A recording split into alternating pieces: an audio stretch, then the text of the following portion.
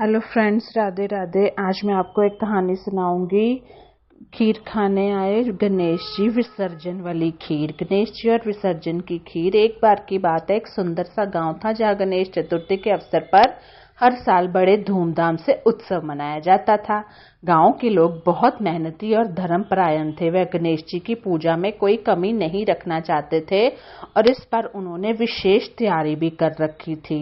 मतलब हर साल तो वो तैयारी करते थे, लेकिन इस बार उनको बहुत ही विशेष तैयारियां उन्होंने करी थी कि इस बार बहुत अच्छे से और यानी कि पिछले साल से और ज्यादा गुना धूमधाम से मनाएंगे गणेश चतुर्थी। गांव के सबसे कुशल कुम्हार श्री रामू जी को खीर बनाने का जिम्मा सौंपा गया और भी पकवान बनाने के लिए उन्हें बोला गया। वो अपनी पूरी लगन और समर्पण के साथ खीर तैयार की उन्होंने, क्योंकि वो उस गांव में मशहूर हलवाई थे। उन्होंने खीर में विशेष प्रकार के मेवे, ताजे दूध, सुगंधित मसाले डाले। खीर नहीं बल्कि और भी अन्य पकवान में उनके हाथ का जादू दिख रहा था।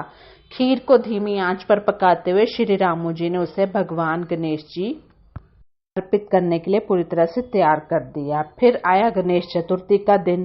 गांव के लोग सुबह सवेरे गणेश जी की मूर्ति को सजाने लगे। मूर्ति को सोने की चादर से ढककर फूलों से सजाया गया। हर कोई उत्सव के रंग में इतना रंगा हुआ था मानो कि ये कभी त्योहार जैसे उन्होंने कभी, वो कहते हैं ना कि अब इतना अट्रैक्ट हो गए थे उस तरफ, कभी ये त्योहार उन्होंने छोड़ा ही नहीं था। बच्चे, बुजुर्ग, महिलाएं सभी गणेश जी के भव्य स्वागत के लिए ऐसे तैयार थे मानो किसी की डोली सज के आ रही हो। पूजा के बाद जब मूर्ति के सामने खीर का भोग चढ़ाने की बारी आई तो एक विशेष विधि का पालन किया गया। गणेश जी को भोग अर्पित करने से पहले खीर को एक बर्तन में रखा गया और उसे विधि पूर्वक पूजा गया। गांव के सभी लोग गणेश जी के साथ खीर का भोग लगाने के लिए उत्सुक थे। इधर उधर हर तरफ ढोल नगाड़े बज रहे थे। सब लोगों ने अच्छे अच्छे वस्त्र पहने, सुंदर वस्त्र पहने हुए थे। गणेश जी के चारों तरफ फूल ही फूल।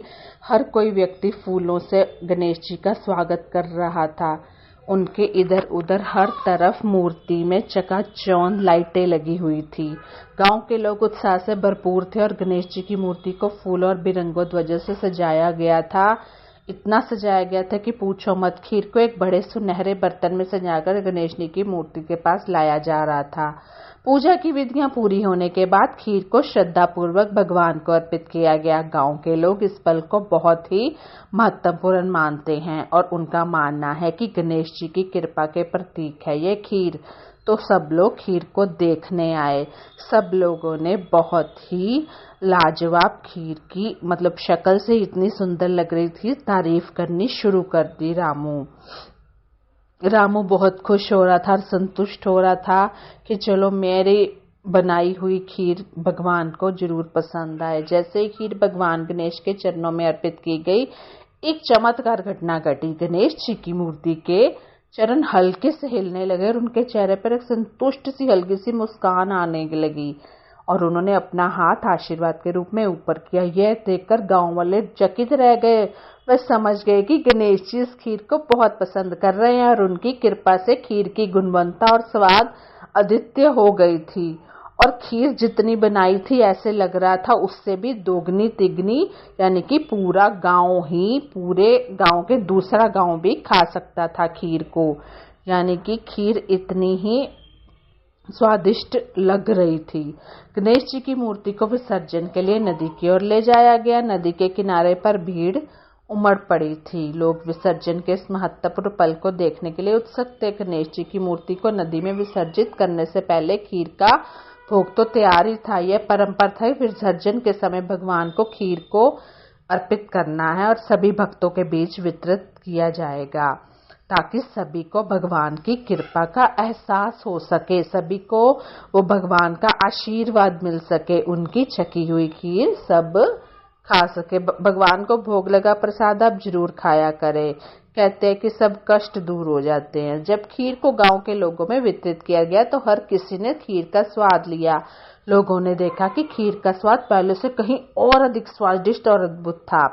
यह स्वाद भगवान गणेश की कृपा का ही प्रतीक था और गांव के लोग इसे बड़े आनंद और श्रद्धा के साथ खा रहे थे। हर किसी के चेहरे पर खुशी थी। हर कोई अपने ही मनोमन ये चाह रहा था कि हमारे इस गांव में गणेश जी अपनी कृपा बसाए रखें और हर साल इसी तरह ही तुम्हारे घर में गणेश जी आते रहें।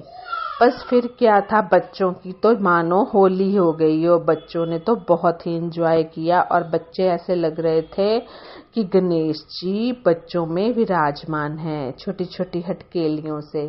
इस विशेष खीर की मिठास ने गांव के लोगों को एक बाहरी गहरी भावनात्मक आध्यात्मिक जुड़ाव महसूस कराया। बस समझ गए कि गणेश जी की कृपा आशीर्वाद से उनकी भक्ति की शक्ति और बढ़ गई थी। इस घटना के बाद गांव में यह परंपरा बन गई कि हर साल गणेश चतुर्थी पर इसी तरह विशेष खीर बनाई जाएगी और गणेश जी को अर्पित की जाएगी और हर कोई अपना योगदान देगा इस खीर बनाने में और यह खीर गांव की धार्मिक और संस्कृति बन गई, पहचान बन गई। तो कैसी लगी ये कहानी मेरी प्यारी सी, बताना जरूर। Bye bye, take care, happy Ganesh Chaturthi. और एक बात मैं यहाँ पे कहना चाहती हूँ, कोई भी त्योहार हो, कोई भी हो, उसको अगर हम अपनी लगन से करते हैं तो इस कहानी के माध्यम से हमें यह मिलता है कि सच्चे मन से की गई भक्ति अर्पण में बहुत शक्ति होती है। हर साल गणेश चतुर्थी पर हम कहानियाँ, अपने तरह तरह के वीडियोस बना के गणेश जी को खुश करते हैं, लेकिन गणेश जी की कृपा हम अपने जीवन में सुख शांति का प्रतीक है। हमें उनको ये खुद अपने अंदर ये भावना लगानी होगी कि वाकई उनका आशीर्वाद हमारे साथ है। तो बाय बाय, टेक केयर।